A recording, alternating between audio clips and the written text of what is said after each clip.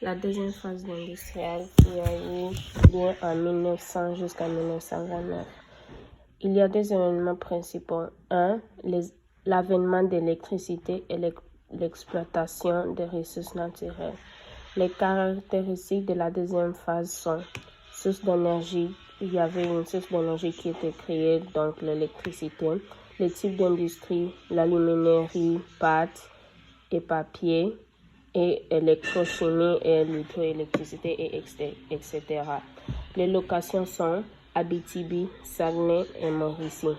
Les moyens de sport et les réseaux ferroviaires et le développement du réseau routier. Les conséquences sociales de la deuxième phase sont 1. Le clergé catholique va s'intégrer au monde syndical. 2. Durant le XXe siècle, plus de gens habitent en ville qu'en campagne au Québec, donc croissance de l'urbanisation au Québec. 3. Les événements sociaux marquants sont droit de vote accordé aux femmes en 1917, les droits fédéraux, et en 1940, c'est les droits provinciaux. Les causes de la Grande Dépression sont la Grande Dépression qui a eu lieu en 1929 jusqu'à 1939 sont 1. Baisse de la production, baisse de l'emploi, baisse du pouvoir d'achat, baisse de la demande et surproduction. Les causes de la Première Guerre mondiale qui a eu lieu en 1914 jusqu'à 1918 sont les rivalités européennes, les alliances et l'attentat de Sarajevo. Ses conséquences sont le Canada signe le traité de Versailles plus autonomie, le gouvernement crée l'impôt fédéral pour financer la guerre, l'obtention du droit de vote des femmes au gouvernement fédéral. Le Canada fait partie de la Société des Nations. Les capitales de Yukon, c'est Whitehorse. Les capitales des territoires du Nord-Ouest, c'est Yellowknife. Les capitales de Nunavut, c'est Iqaluit. Les capitales de Colombie-Britannique, c'est Victoria. Les capitales de Alberta, c'est Edmonton. Les capitales de Saskatchewan, c'est Regina. Les capitales de Manitoba, c'est Winnipeg. Les capitales d'Ontario, c'est Toronto. Les capitales de Québec, c'est Québec. Les capitales de Nouveau-Brunswick, c'est Fredericton.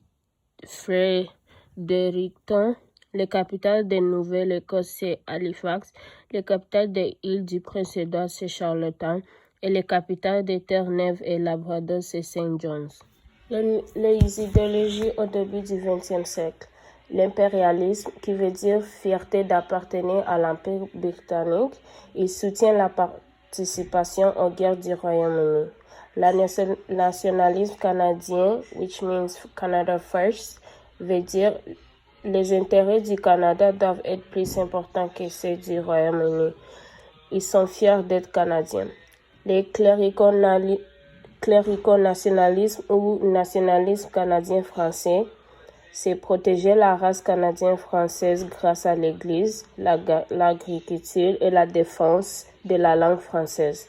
Les valeurs traditionnelles sont encouragées et les valeurs de traditionnelles qui sont encouragées sont famille, femmes à la maison, et etc. Les mesures mises en place afin de lutter contre le chômage et les pauvretés sont les secours directs, les sous populaires, les travaux publics et les programmes de restauration sociale.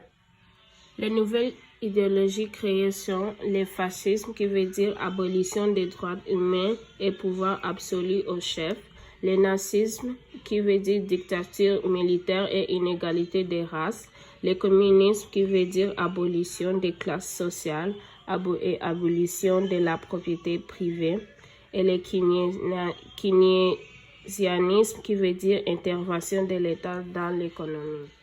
Les causes de la Deuxième Guerre mondiale qui a eu lieu en 1939 jusqu'à 1945 sont les traités de Versailles de 1918, les ambitions territoriales de l'Allemagne nazie et l'idéologie du nazisme.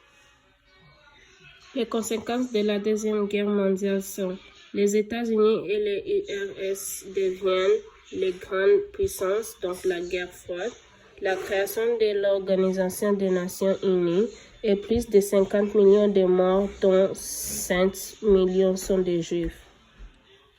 Les forces de guerre canadiennes de 1914 jusqu'à 1918 sont l'envoi des armes, de nourriture et des ravitaillements pour les Alliés en Europe, envoi des soldats volontaires dès le début de la guerre, loi de la conscription en 1917, qui veut dire obligation des hommes d'aller à la guerre, ce qui amène une émeute à Québec, les lois des mesures de guerre, industrie de guerre, les femmes dans les usines, les propagandes de guerre, donc l'enrôlement des soldats, achat des bons de la victoire. La guerre des Boïs qui a eu en 1899, c'est lorsque l'Angleterre convoite l'or et les diamants en Afrique du Sud. Henri Bourassa est pour le nationalisme canadien-français, tandis que Wilfrid Laurier est pour l'impérialisme et James Robert Bourne aussi. La création de la marine canadienne a eu lieu en 1910, tandis que les limitations de l'usage de la langue française dans l'école en Ontario a eu lieu en 1912. La fondation des écoles techniques a eu lieu en 1900 jusqu'à 1910 et la crise des conscriptions a eu lieu en 1917. La droite des femmes aux élections fédérales a eu lieu en 1918.